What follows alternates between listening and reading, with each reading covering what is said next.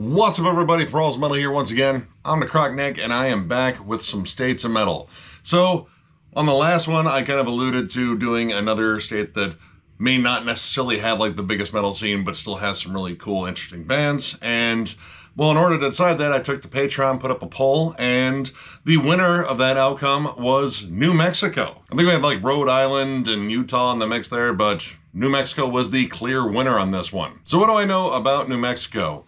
Well, this was kind of something that the U.S. got when they got into a war with Mexico because, well, the U.S. likes to get in wars with people. That's kind of one of our favorite pastimes, unfortunately. It's interesting that New Mexico has been called Mexico longer than actual Mexico, at least in terms of Mexico getting its independence in 1821. New Mexico, or Nuevo Mexico, which is the name of the territory, has been called that since, I would say, I think 1598, when it was actually established as a Spanish territory. But like I said, the U.S. got that pretty much when, you know, they had their little fight with Mexico over territory, which I'm pretty sure all the indigenous people of the area was like, dude, both of these guys suck, and it doesn't seem like it matters which one wins, because I think we're about to get fucked out of land again. Which, honestly, is another American pastime of ours, too, so yeah, they did. So it was a U.S. territory for a long time, then in 1912 gained statehood, and, well, they just stuck with calling it New Mexico because we're not really good at naming things. We're actually pretty fucking lazy. I think the most effort that was put in was whoever got a fucking ruler out and drew the lines for this day because, yeah, no, it's pretty much just a square with a little fucking notch at the bottom. Like, that's the artistic little stamp on there. No bothering with natural boundaries, with mountain ranges or rivers or any of that shit. Nope, we got a ruler and we're gonna save some time. Now, a lot of people seem to think that New Mexico is primarily a desert, and honestly, it has a lot of cool fucking forests. There's great mountain ranges. It's part of the lower Rockies, and it's all populated by like rattlesnakes, bears, and chupacabras. Chupacabra. I don't know what the plural is for chupacabra. It's one of those two. But in terms of interesting history, it is the first place where we tested an atomic bomb here. Back when we just kind of sat out in lawn chairs with goggles on and just watched the explosion. What's the worst that could happen? Well, outside of radiation sickness and a tan that will never fucking leave, provided you actually survive. Now, technically, I've been there. I went out to Four Corners when I was a kid and pretty much stood right in the spot and like, hey, look, I'm in all four of these states at once, which is like the most touristy thing I guess you can do to say, oh yeah, no, I've been to New Mexico, so I'm just gonna go ahead and own that fucking dumb moment. But yeah, technically I've been there, at least like one shoe has. But of course, what New Mexico also has is a really interesting metal scene. This was really interesting to go into, namely because a lot of the same members pop up in different bands, so it's semi-incestuous and predominantly located around Santa Fe. I mean, you would think Albuquerque being the largest city there, that would be kind of the hub, but honestly, Santa Fe seems to be where at least most of the metal that I'm going to bring up came from. And honestly, overall, this is a relatively young scene. I don't have like a lot of really old bands in here. A lot of the stuff is, again, really new, and again, circulating around a lot of the same members forming different projects, but making it some really cool different projects. So let's get into it. Let's see what New Mexico has to offer. Spiritu. This is their self-titled debut and their lone full-length offering. This is an Albuquerque-based stoner doom band. Now, I believe this band was based in Albuquerque, though I'm not sure. I do know, again, this is their lone full-length. And it's really interesting that the frontman of this band, Jad Schickler, was also the guy that founded Meteor City Records. Now, Meteor City Records was a pretty cool stoner metal label. They pretty much based a lot of their lineup on flat-out Caius worship. You know, the whole desert rock sound, this label was all about that sound. And pretty much signed any band that was remotely close to it. You had bands like Solace, Spirit Caravan, Nebula, and they even had Eternal Elysium all the way from Japan, too. So eventually, Jed decided to get his own band on his own label, and we had this lone full-length, which is just an awesome collection of desert stoner metal, kind of doomy, too. Like, you have a lot of long, drawn-out jams, big, kind of crunchy, fuzzy guitars, lots of bluesy swings and grooves to it. And then you had Jad's vocals, which were absolutely awesome. And this very raspy rock delivery. Honestly, I think a lot of his vocals are very comparable to Kevin Martin from Candlebox, which I really enjoy that guy's voice. Like, I think he was a solid singer back in the 90s. I think he, kind of wrecked his vocals later on, but like the first album alone, man, incredible vocals. Jed's were very similar, albeit the music was a lot more moody and dark. But to keep with the Caius comparisons, he does kind of sound like John Garcia in a lot of ways. But what I love about this album are the really long, drawn-out, riffy, kind of just desert rock jams, like the opening track, Z, Noonday Demon, Glory Whore, and the last track, Slump. All of these clock over 8 minutes. In fact, Z and Glory Whore clock over 9 minutes. These songs get into nice little jam sessions, you know, take the bridge for a walk a little bit, get a little bit of riffy, get some cool bluesy solos. It's just a really enjoyable listen. Glory Whore is possibly one of my favorites on here just because I love the build up at the beginning. Like, you get a good bass and drum jam, the vocals come in, it kind of comes in layers, and it kind of just builds this big riffy sort of groovy song. There's some cool phaser effects to the bass too. Like, they pretty much embrace all these stoner metal tropes that I think most stoner metal fans like. They even pepper in a really solid Sir Lord Baltimore cover of Woman Tamer, and it absolutely rips.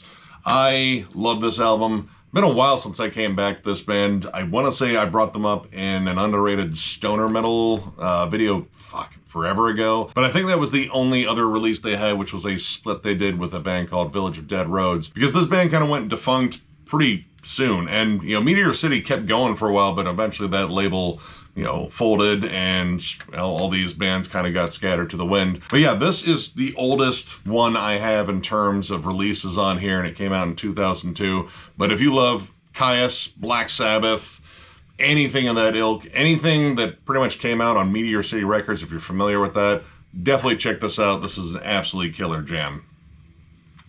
Old Man Gloom No.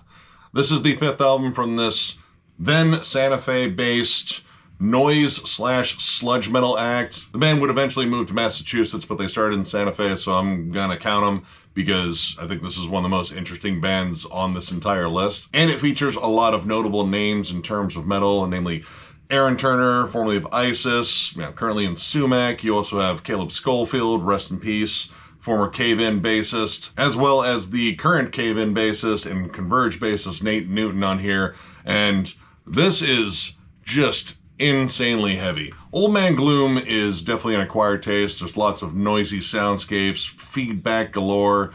It is raw, it is ugly, it is uncompromising, and yeah, that pretty much describes like every album they put out. Now, a lot of their albums are generally titled Seminar, a number, and then, a phrase after that. I went with a non-Seminar album, and this has honestly been one of my favorites of theirs for a while. I think this is one where they really kind of blend the noise elements and the sludge elements well. You get good breaks in between all the noisy atmosphere, and they just deliver flat out absolutely crushing riffs and breakdowns. Common Species on here is an absolutely disgustingly heavy song, and the fact that the production on here was done by Kurt Ballou only makes it even thicker, snarlier, and uglier. Actually, Kurt contributes some cool backup vocals on here, and as far as other backup vocalists, they even have Mike McKenzie of The Red Chord and Kevin Baker of All Pigs Must Die, and yeah, it's just a wall of people screaming the darkest shit at you, because, the mood, the setting on this is just bleak.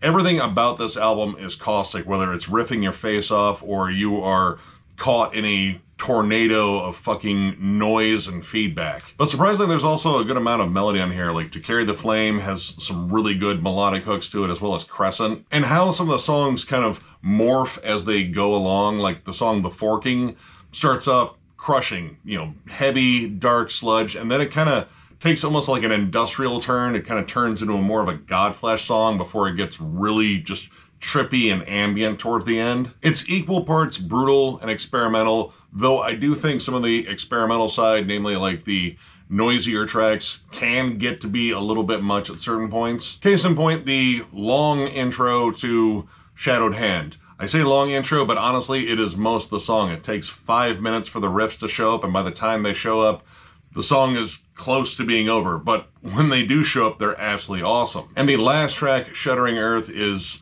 simply just a really dark noise track. I would say it's pretty much the musical equivalent of unmedicated depression and rage turned into a song. Lots of screaming, lots of ambience, lots of feedback, lots of just static and negativity. Like, it just kind of pours out. But overall, I really dig this. You know, it kind of skipped past a lot of the noisier sections on here. When it gets down to that blend of the noise and the sludge metal, it is fucking awesome. If you've never checked out old Man Gloom, they have a lot of stuff. Like, I recommend pretty much all of it. You will have to sift through some noise, but if noise is your thing, you won't have to sift through shit. Just play the whole fucking thing and get absolutely crushed by it. But yeah, no, not a bad place to start. So it's a big yes for me, actually. Yeah, check it out. Superstition, Anatomy of Unholy Transformation. This is the debut album from the Santa Fe-based death metal act. I actually saw these guys in 2019 open up for Tomb Mold. They absolutely crushed, though the sound guy seemed to forget to mic the snare drum that well. But what I like about this band are riffs. This is an absolute fucking riff farm of pull-offs, hammer-ons, big thrashy riffs, big doomy riffs. Like, every imaginable fucking riff in extreme metal almost seems to show up on this album, and it's done super well. Now, this band also features members of, well, a bunch of bands I'm going to bring up, so I'm not even going to name drop them because I want to keep it a surprise. But I was pretty much floored by this when I got it. There's a lot of stuff on here that harks back to, like, late 80s death metal, like, you know, definitely some Death, Possessed. There's even some really cool Slayer nods in the breakdown on Spiritual Sunderance. And through all these riffs, they make great use of harmonizing them. Getting those, like, kind of ultra creepy, evil harmonies like you would associate with, like, Jeff Hanneman. And in a way that kind of replaces leads in here. Leads are definitely done more sparingly. And they're generally, you know, the straightforward death metal, like old school death metal ones where you get a lot of dive bombs and big, squeals and shit. But a lot of this is kind of more about the atmosphere and sounding creepy as hell. Like, the vocals are very ghastly, loads of reverb on them. And honestly, I think the interludes on here are kind of necessary because it gives you a breather from the riff storm that is literally every song on here. The pace of this album is relentless. So, like, those little interludes in there, good little moment to catch your breath there before they get into the, next fucking batch of insane riffs on here. Now, I will say that I think some of the drum work gets a little bit static. Like, you do get some solid grooves here and there, especially on Unreclaimed Blood, Phantom Swarm. Like, it does kind of break it down a little bit more, because a lot of this kind of has, like, a static sort of, blast beat. Like, it's just kind of an old school stomp, but they are aggressive and it does help drive the album. My only other issue is on the last track. It has a 2-minute, like, drawn out ending of feedback, which, yeah, that's cool if you're walking off stage and, like, that's the end of the show and all that. But on an album, I feel like it's just sort of like, padding length or whatnot, because again, it's just 2 minutes of feedback that fades out. But overall, I fucking dig this album. I love the riffs on here. Definitely for fans of bands like Ulthar and Spirit Possession, if you love that sort of riff work, it is definitely all over here. So yeah, definitely check this one out, and yeah, get ready for more bands with members of this band in it, because it kind of kicks off a good run of that. Heretical Sect, Rapturous Flesh Consumed. This is the debut album from the Santa Fe-based black metal act, arguably black and death metal in some respects. Features members of Superstition and some bands I will get to eventually because they're also on this list. This is riffy, sinister, and evil, and I absolutely love it. I generally like my black metal a little bit more on the riffy side, and well, this band knows how to do riffs. Again, see Superstition, but they also blend in lots of caustic atmosphere in here. Like, this is very sinister and very dark. Again, kind of bordering on black and death metal because the riffs aren't purely black metal. Like, it isn't a ton of, just tremolo strumming and, very cold riffing. Like, there's some big bottom heavy chuggy riffs on here, and even some almost more death doom moments, like the opening of The Weeping Depths of Infinity, which sounds like a nice little section in hell, which honestly works because it does sound like the gates of hell opening. The vocals on here, I think, contribute heavily to the atmosphere. You have a lot of chants, groans, whispers, cavernous roars. The vocals, for the most part, are more like low register growls, which again kind of adds the more like black and death metal argument here. But there are also tons of cavernous, haunting screams all over here. This album does an excellent job at building atmosphere and making the sound as sinister and evil as possible. And it also excels at songwriting. These songs are very dynamic and honestly get more dynamic as the album goes on. I brought up The Weeping Depths of Infinity, namely because of the more death doom section, but it's very dynamic, and it's also like a 10-minute song of just pure fucking evil.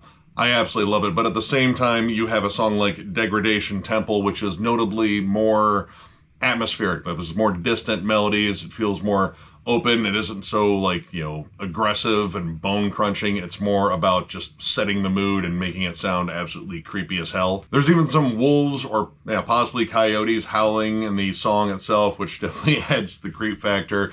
Maybe you should play this one under a full moon. I don't know. It seems like it'd be like the perfect song for it. Resurrection Sky has like dragging chains and sort of ghostly wails in the background. Again, this band loves atmosphere, but they're not just about atmosphere. Like, this is, again, brutal, heavy, riffy as hell, and absolutely sick from start to finish. I hadn't revisited this one in a while, and man, I am glad I did, because this is just an absolutely giant sounding album. It still maintains, all the rawness that you would expect from black metal or black and death metal in this case. Again, kind of, debatable there. But you can tell it's grand in scope. Like, there's a lot of cool dynamics, almost theatrics to a degree, to make it sound more grandiose. This is an absolutely awesome album. It pretty much has almost everything I love about extreme metal in general. You have good groove, good blast beat sections, huge, sweeping, epically evil sections on here, death doom, there's some brutal chugging on it. It just fucking rules from start to finish, and if you're a big fan of,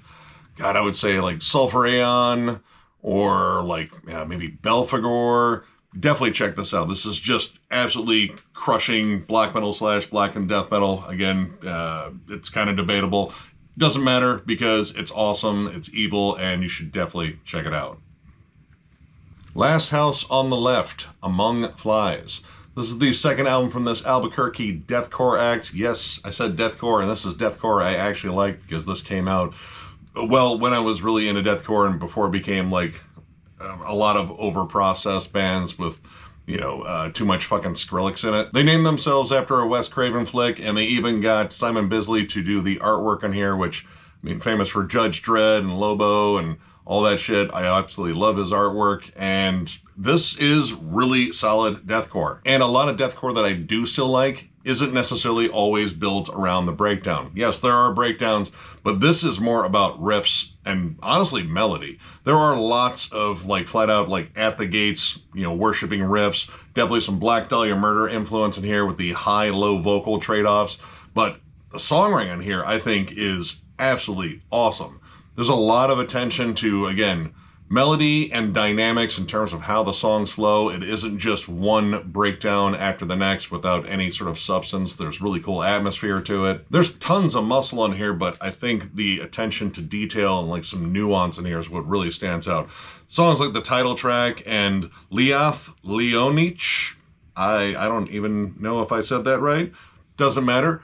Awesome songs with big, grand guitar work in here. Lots of cool harmonies, really good leads. And the guitars themselves aren't those like super bottom heavy, like low down-tuned chugs. Like, they actually have like a good sort of like, I don't say like more death metal crunch to them. You have solid lead work on here. There's some synths peppered in for atmosphere. And of course you still have like all the brutality that you would expect from deathcore, especially on Bloodletting the Sun.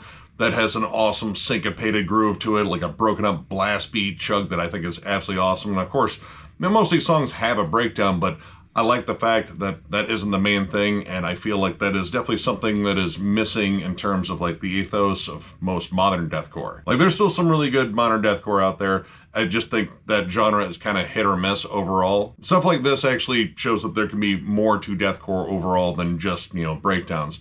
I do have issues with the vocals occasionally. The high-low flips, they may be a little too on the nose with, just sounding like Black Dahlia Murder, and it kind of like the standard, deathcore delivery in terms of all that stuff.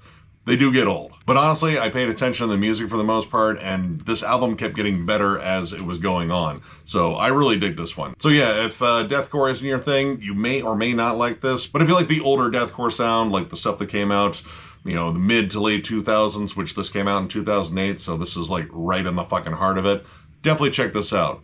Super underrated band. I think they broke up not too long after this album, but they did reunite in 2013, though they haven't released anything, so I don't know if you can just say this band's kind of on hiatus or whatnot, but I'd definitely be willing to check out more by them if they decide to release an album again. So yeah, check this one out. Pretty solid deathcore. Predatory Light, Death and the Twilight Hours. This is the second album from this Santa Fe / Seattle project. So, I mean, you got members from, some different bands, but you also have, once again, members that are also in Superstition, and I think they're also in Heretical Sect. They're also in another band that I'm going to bring up here in a bit, too. These guys really get around. Now, John and I reviewed this one when it came out last year, and we were simply blown away by all the insane riff work. And again, see Superstition, that's probably why. But this band was described as blackened death doom, and honestly, we got a ton more than that. Like, yes, there are definitely some great doomy sections. The atmosphere is a little bit more gothic than it is blackened at times. Like, honestly, this reminds me of a more riff-savvy version of Tribulation. Not to downplay the riff work in that band. That band is absolutely awesome, but again, you're applying stuff that sounds more like Superstition or Ulthar or Spirit Possession to this style, which, again, is kind of hard to describe. Like, yes, there are doom elements. There's also elements of just flat-out black metal. There's even some thrashy riffs on here. The main thing is riffs, because, man, these songs are absolutely packed full of them. There are only 4 tracks in here, but 2 of them are over 13 minutes, or at least over 12 minutes, and they are absolutely insane. The songwriting here, I think, is great. Again, a lot of cool harmonies, but instead of sounding more sinister and, like evil, it sounds more like gloomy. So I guess a little bit of that doom does kind of come through there. Like, there's sort of a gothic charm to all this, but also like just, a classic heavy metal just in terms of like all the cool harmonies on here. And this one actually has a lot of cool clean playing on here too. Like, you have like sections where it kind of just drops out and kind of builds back up with some clean playing. And the production here is excellent. I love the dreary kind of reverb-soaked guitars on here. It kind of makes it sound like it was recorded in a haunted mansion. We may have even said that in the review, because it just does have this cool, haunting, sort of spooky quality to it. I will say the opening of the title track is probably the most straightforward doom you get, but it does continue to morph as the song goes on. You even get a little bit of like a Slayer-esque melodies on there to make it sound a little bit more evil and sinister. And unlike Superstition and Heretical Sect, I think there is more attention paid to melody on here. These songs are catchy. They're definitely heavy, but there's a lot of attention paid to just crafting good melodic hooks. I love this album, and it was close to making my year-end list last year, but there was a lot of stuff that came out, so it kind of got pushed aside. But consider this kind of an honorable mention, because this is an absolutely fantastic piece of work. If you love bands like Tribulation especially, but also, again, like Superstition, Ulthar, Spirit Possession, if you love that sort of crazy riff work, it is all on here and is done exceedingly well. So definitely check this one out if you haven't. Venom, Realm of Sacrifice. It's the debut album from this Santa Fe / Brooklyn, New York black metal project. Once again, this also features members of Superstition and literally all the other bands that I've named, as well as current and former members of Ruin, Lust, and Sanguine Eagle. Now, this came out in Profile and Lore in 2015, so I guess this kind of is the first band that was the sort of hub for these members from Santa Fe. And I would say it's probably the most different out of all the other ones that I've mentioned, because this is more atmospheric black metal, very depressive, very anguished, especially in the vocals. It sounds like someone trapped at the bottom of a well crying out for help and everyone just fucking ignoring them. The songs are long, they are dissonant. I think there's only one track on here that is under 10 minutes, and that one's still like 8.5 minutes. Now, the thing I think that makes it more different is, one of the common things that I've brought up with all the members of Superstition in these bands is the riff work being very insane, very technical, very kind of crawly, and just, loaded with all sorts of clever accents, where this is more about the big ambient strumming and, a ton of dissonance. This is more close to like second wave black metal.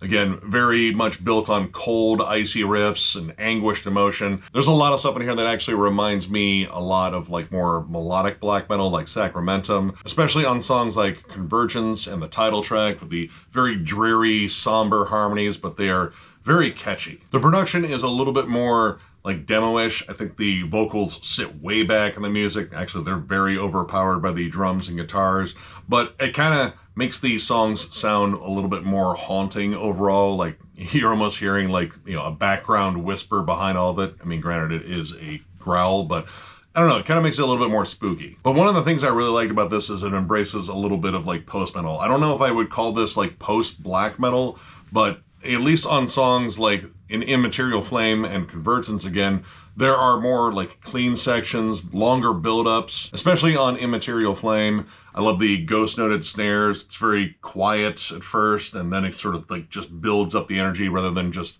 exploding into tremolos and blasts, which, you know, that's kind of a common thing in black metal, but I like hearing that more post-metal ambience that is kind of scattered on this album. And there's a lot of like big soaring moments rather than making everything sound like icy, cold, and evil. There are giant crescendos on here and huge sweeping melodies. Now, I don't have any of their other albums, and I've been meaning to get more of their albums. I just keep fucking forgetting.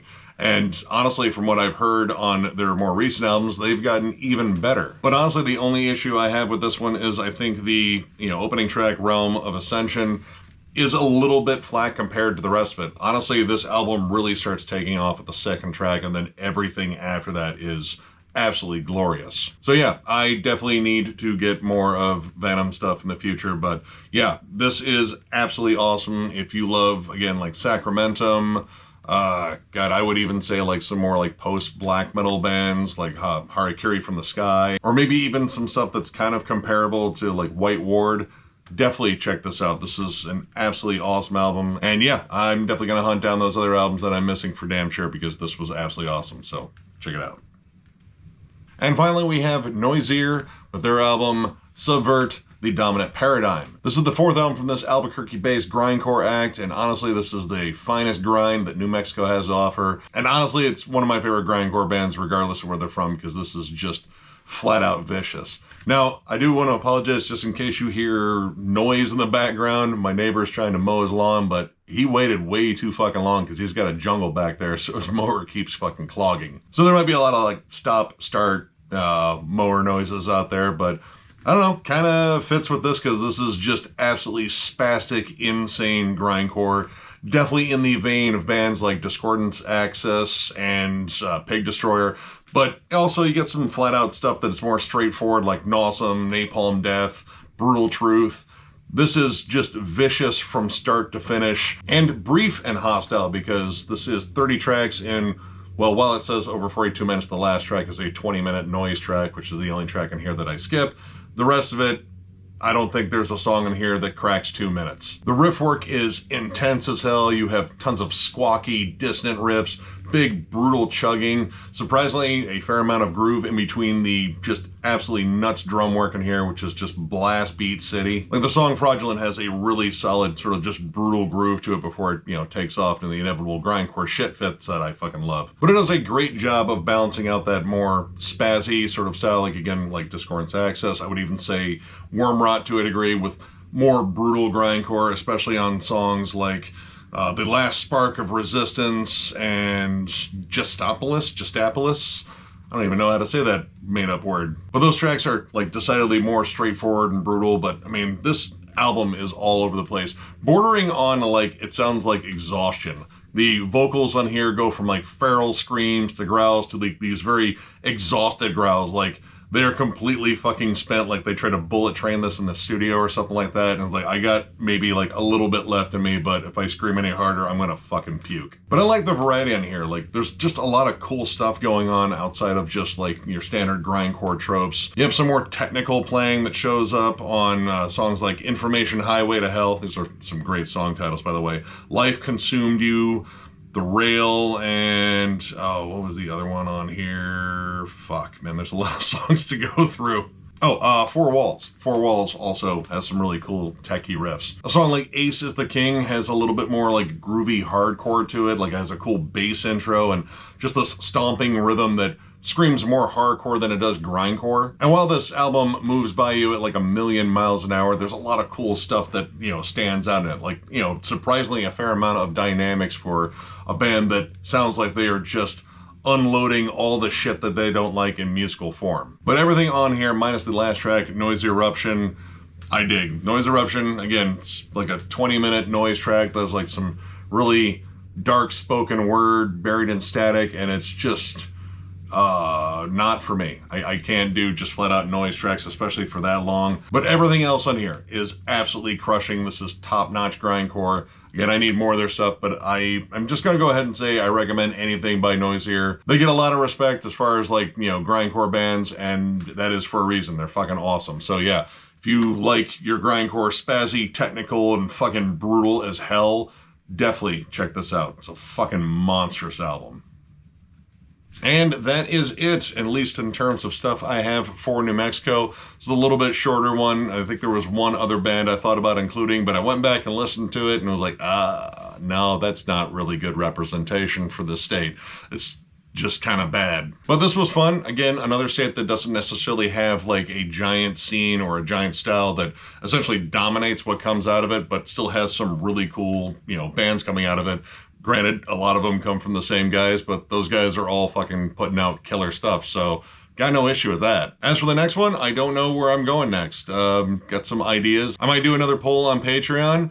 Kind of just playing this one by ear. I know that a couple of these states I might actually have a guest on with me just because they're very attached to a certain style that came out of that state, and I don't know, it can be fun with another person to kind of bounce ideas off of. So, if you enjoyed this video, give it a thumbs up, and if you are new to the channel, subscribe, because we do stuff like this all the time.